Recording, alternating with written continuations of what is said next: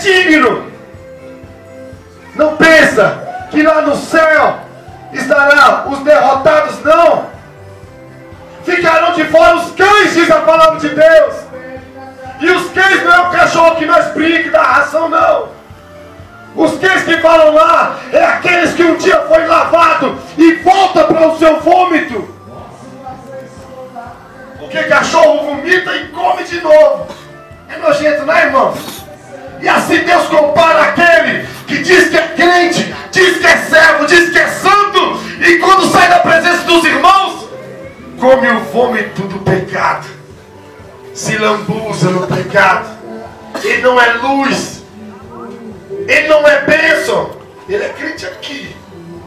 Aquele crente até a plena da cabeça. Ele arrancar um fio de cabelo, ele jogar, vou ficar em poder, porque ele é crente demais. Mas lá fora, lá onde ele merece, lá onde ele tem que estar estampado o nome de Cristo, aonde ele tem que sofrer, ainda que morra por isso, ele não está nem aí. Que morra eu e os que não querem Deus.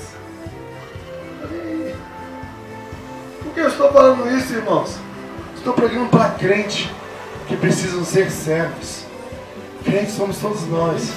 Alguém conhece a história do servo da orelha furada? Existia lá em Israel um decreto: ninguém poderia trabalhar ou ser escravo mais do que 7 anos.